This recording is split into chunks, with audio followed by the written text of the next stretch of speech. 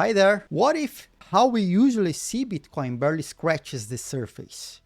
What if its creator, Satoshi Nakamoto, actually set things up for something way bigger than just digital cash? Bitcoin, that word probably makes you think digital money, right? Or maybe digital gold. A way to pay online, person to person, or a new kind of investment. And that's definitely a big part of it. But what if the original design by its creator, Satoshi Nakamoto, hinted at something much bigger? What if Bitcoin was meant to be a base for all sorts of applications? Today, let's dive into one of Bitcoin's biggest ongoing debates. Should its core rules stay pretty much the same like digital gold, or should it keep changing to unlock its full, maybe even more versatile potential? This isn't just a tech squabble, folks. It's about who Bitcoin is and where it is headed.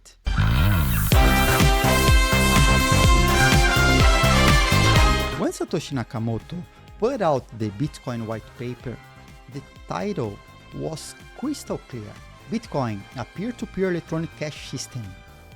The main goal? Letting people pay each other online, directly, no banks needed, and solving the double spending problem for digital money. This was huge, and for ages, that's what everyone focused on. However, if you look closer at Satoshi's writings, his forum posts, and the original Bitcoin code, it shows there's more to the story. It seems digital cash was just the first big use case for a technology that might have been built for much more.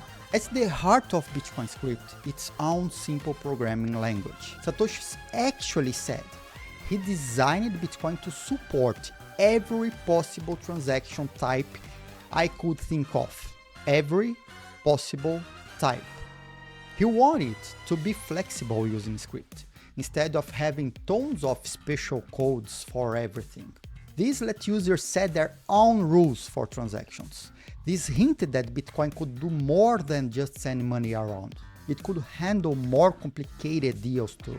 Satoshi knew that at first people were mostly just making simple payments. But he also said, future versions can add templates for more transaction types. This tells us he expected it to grow and get new features without breaking anything, pointing to a smart design meant to be a solid base for more.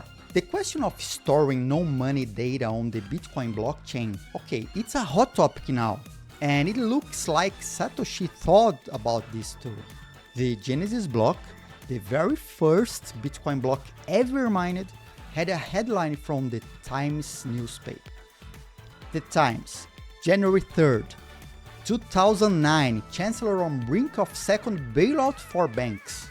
Sure, it was a political jab, but it also showed that you could technically stick any data into a transaction.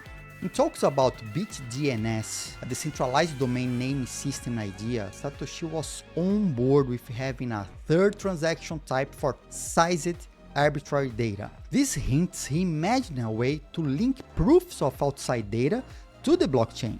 The OP return, OP code, which lets you embed small bits of data, was around in the early days when Satoshi was still active, and he even helped to fix some bugs related to it. At first, there wasn't a hard cap on how much data you could put in. The community set the current limit after Satoshi left. But why? Because people were worried about the blockchain getting clogged up. Now, Satoshi probably didn't imagine OP return being used for all the big data ideas floating around today. But the ability to embed data was there from the start, and his warning was clear. Building every proof of work quorum system in the world into one dataset doesn't scale. This hints he preferred linking data proofs to Bitcoin, not stuffing huge files onto it. Satoshi's thoughts on BitDNS really tell us a lot. He saw the promise in this no-money system, but worried about bogging down the main Bitcoin blockchain. His idea? Separate, specialized blockchains that could borrow Bitcoin security through something called merge mining. This idea, miners using the same network to secure Bitcoin and other chains like one for domain names, and these chains having their own flavor of coins. This sounds a lot of like today's talk about layer 2s and side chains also. It hints at a vision where Bitcoin is the main secure layer with other specialized systems built on top or next to it. This way, Bitcoin could stay lean and mean for its job as money, while still letting new ideas bloom on connected systems. Satoshi's words suggest he was thinking way beyond simple payments. He actually said, and I quote, "The design supports a tremendous variety of possible transaction types that I designed years ago." He mentioned things like escrow transactions, bonded transactions, third-party arbitration, and multi-party signature, and so on. He continued, "If Bitcoin catches on a big way, these are things we want to explore in the future, but they all had to be designed at the beginning to make sure they would be possible later." So, what are these things? First, escrow. Letting funds be released only when some conditions are met. Next, bonded contracts, possibly deals involving collateral, and multi-party signature or multi-sig as we know, needing several people to approve a transaction. These are basically the building blocks for what we now call smart contracts. Bitcoin script isn't as fancy as Ethereum, but Satoshi's design was clearly pointing towards automating financial deals. So, if there are all these signs Satoshi had a bigger plan, why such a huge debate now? This is where the big tug of war comes in between ossification, that means keeping things fixed, and evolution, letting things change. Ossification, the argument for a rock-solid, unchanging protocol, keeping things fixed. This side is all about keeping Bitcoin's main rules set in stone, just like digital gold. So who's for it? You often hear this from folks who really want Bitcoin to be a super predictable way to store value. Think of big investors and long-term holders. They're all about rock-solid stability. And they think Bitcoin's unchangeable nature is its superpower. Why do they think so? First, the idea is simple. If Bitcoin going to be a digital gold, its basic features can't change, period. Gold holds its value partly because it's always just gold. Messing with the rules all the time could make people lose trust and see Bitcoin as less of a steady, reliable thing. And second, predictability and attracting big players, big money, especially from institutions. If the rules seem done or super hard to change, it feels like a safer bet for long-term financial plans. And third, safety in simplicity. A core belief here is that a simpler, unchanging foundation is naturally safer. Every new feature or tweak can add complexity and open up new ways for things to go wrong. Keeping things fixed aims to avoid this by sticking with a core that everyone knows inside out and has been proven to work. Fourth, Bitcoin's power comes from everyone agreeing on the rules, without a central boss. The worry? Too many controversial changes could split the network. Think about hard forks, breaking the whole thing into pieces. And finally, the philosophy. For some people, Bitcoin's biggest breakthrough is its unchanging solid money nature, thanks to its fixed supply and how everyone can check transactions. From this angle, adding more bells and whistles just muddies the waters. Now, for the other side, this side says Bitcoin needs to keep growing and changing to stick to its original labels and stay useful as the world changes. So, who is for this approach? Here you'll find developers, users, and some old-timers in the Bitcoin space. They are focused on Bitcoin being useful for everyday people, hard to censor, and able to tackle new problems and grab new chances. And what are their reasons?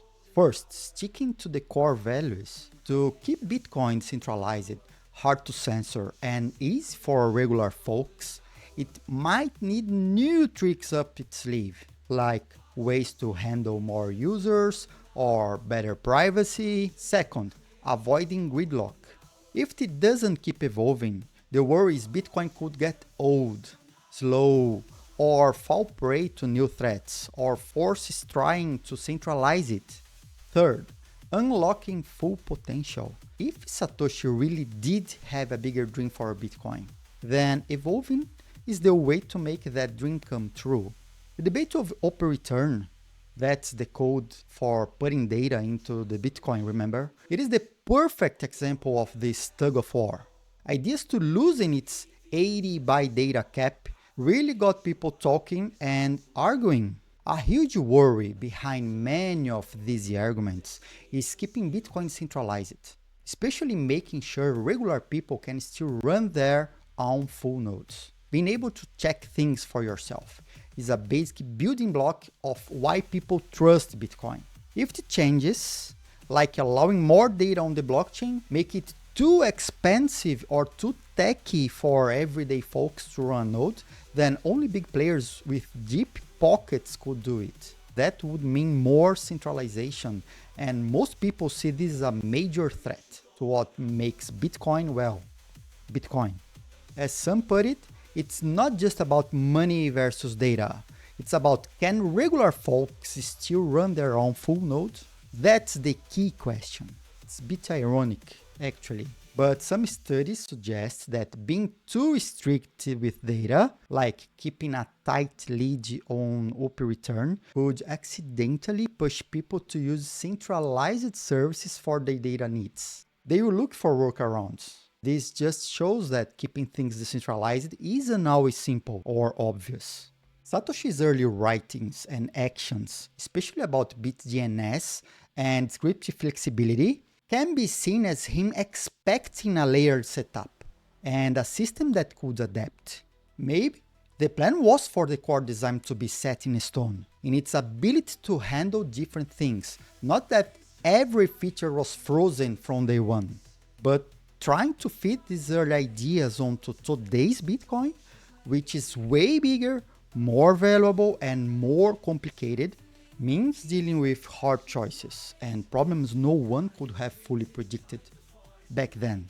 Even though it's open source, shows just how tricky it is to manage a system with no central boss. Getting everyone to agree on changes can be a real fight, sparking debates about who has a say, who speaks for whom, and the best way for the rules to evolve.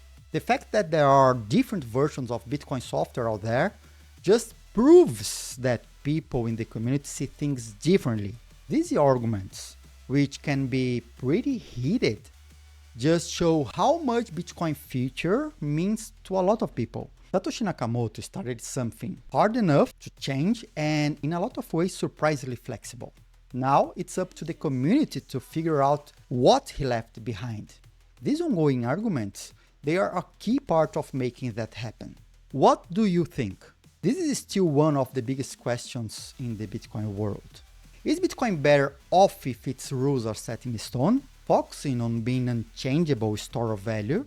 Or should it keep evolving to possibly support more decentralized apps and face new challenges? How should we understand and use Satoshi's early ideas today? What's the best way to meet everyone's changing needs while protecting what makes Bitcoin special? Let me know your thoughts in the comments below. If you want to keep exploring the fascinating world of Bitcoin and its future, make sure to subscribe and we'll see you in the next one.